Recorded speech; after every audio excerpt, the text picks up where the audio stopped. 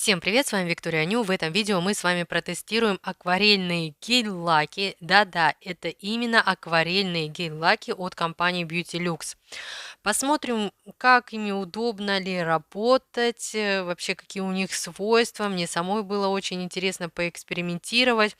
Обязательно, конечно же, посмотрим, подходят ли они в стемпинге и как ими работать в стемпинге. Ну и сделаю такой небольшой замес обычных лаков для стемпинга и вот этих самых акварельных гель-лаков. Что у меня с этого получилось? Если вам интересно, оставайтесь со мной, и я желаю вам приятного просмотра. Продавец очень хорошо упаковал посылку. При транспортировке ни один из флаконов не пострадал. Также в подарок положили 3D наклейки для дизайнов ногтей. Вообще у меня есть акварельные капли, которые сохнут на воздухе, акварельные краски. Работаем, да, с водой, с ними. А тут у компании Beauty Lux увидела акварельные гель-лаки. Конечно же, мне очень захотелось их как-то потестить, посмотреть вообще, что же это за зверь-то такой. Для себя выбрала 6 оттенков, всего их в коллекции 12, причем один из них прозрачный. Это серия SR, тут в каждом стеклянном флаконе по 10 мл продукта. Когда я открыла первый флакончик, поймала себя на мысли, по-моему, это просто обычные акварельные капли. А, По консистенции, как вода, абсолютно ничего близкого по консистенции с гелевыми материалами нет. И даже когда наносила материал на матовый типс, то было ощущение, что вот просто работаю обычными акварельными каплями.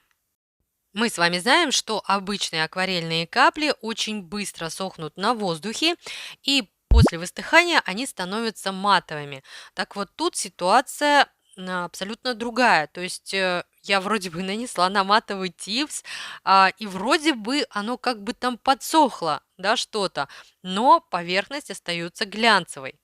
И вот пока я демонстрировала цвета на типсах, поняла, что да, так как консистенция жидкая, как-то оно немножко подсыхает, но все-таки не полностью. И, ну, то есть это действительно такой вот жидкий, очень жидкий гелевый материал. И вот тут хочу немного пояснить. Иногда вот мы говорим, да, такую фразу «жидкая база», «жидкий топ», но вот тут это, знаете, это настолько жидкий, гель, то есть это прям вот как вода. То есть это гелевый материал, но он по консистенции как водичка, вот как обычные, капли акварельные, которые сохнут на воздухе. Вот только обычные акварельные капли сохнут на воздухе, а эти акварельные гель-лаки полимеризуются, в специальной маникюрной лампе. До тех пор, пока вы не заполимеризовали этот материал в специальной лампе, вы можете его растягивать, размывать, как угодно его распределять. Ну, вот если вдруг вам что-то не понравилось, можно просто его удалить. То есть, если он не заполимеризован. Для начала решила поработать данными акварельными гель-лаками, ну вот как обычными акварельками. На силиконовый коврик выставила по капельке каждого цвета, ну чисто для удобства. На кисточку набираю немного материала, ставлю такую точечку и теперь вытягиваю цвет. Цвет ложится в принципе плотно, и для того, чтобы его немного размыть, там вот у меня в такой вот маленькой емкости обезжириватель.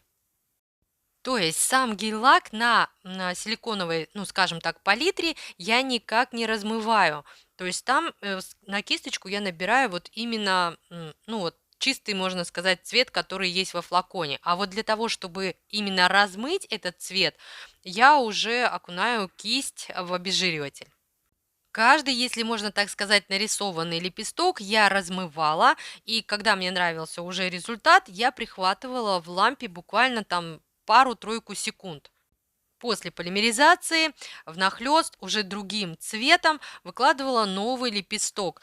Ну и опять-таки размывала, и когда мне нравился результат, опять-таки фиксировала в лампе. Теперь поверх заполимеризованных листочков я выкладываю еще ряд лепестков. А, ну вот, в принципе, точно так же, просто они чуть поменьше и поярче.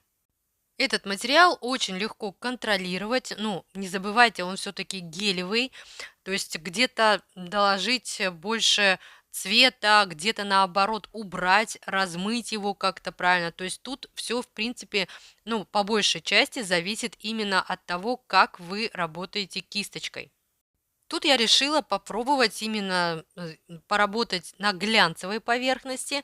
Немножко по-другому себя ведет материал, но тем не менее точно так же поставила капельку и растягиваю вот, ну вот, насколько это возможно, да, или насколько это нужно, то есть растягиваю материал.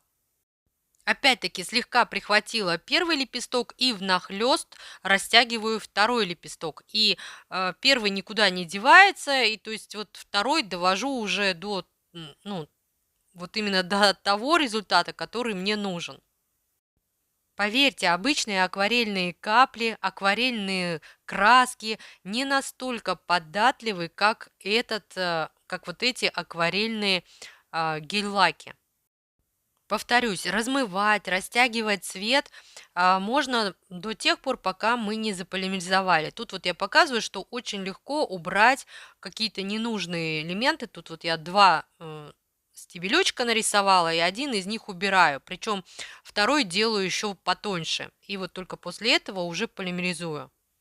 Конечно же, этими гель-лаками можно работать и как обычными акварельками. Поставили точечки, размыли их. Ну вот я размывала именно обезжиривателем и заполимеризовали. И после этого можно, знаете, уже таким вторым слоем, да, тех же самых капелек наставить. Ну вот получается такой интересный фон. Кстати, после полимеризации на поверхности образуется дисперсионный слой, то есть данные акварельные гель-лаки можно использовать в качестве цветного покрытия, скажем так, на светлых подложках, и также использовать их в качестве а, витражных гель-лаков. Ну, потому что это, в принципе, жидкие витражи.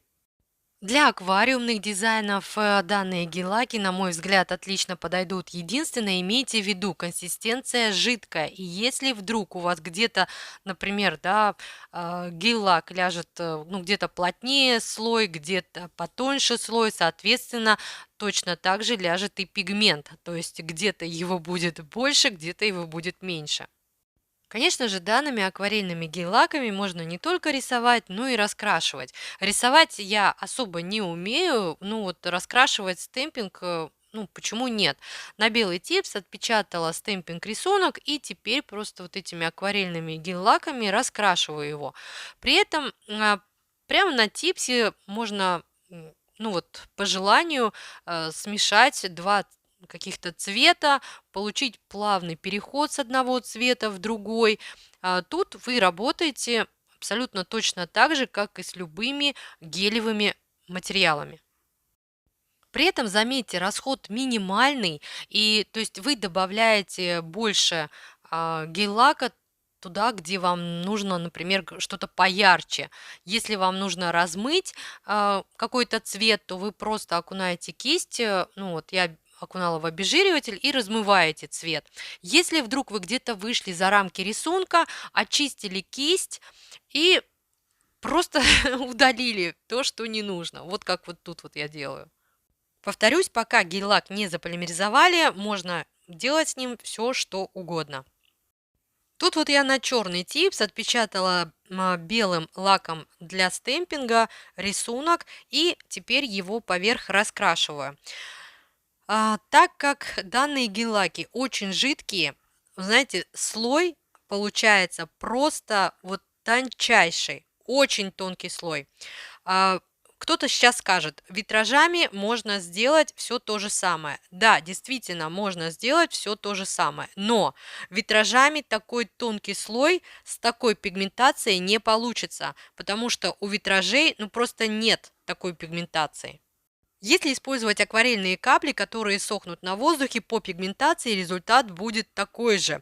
Но преимущество данных гель-лаков в том, что после полимеризации вы уже абсолютно не боитесь, что где-то что-то смажется, куда-то что-то поплывет, поползет, так как это гелевый материал, особого закрепления он не требует.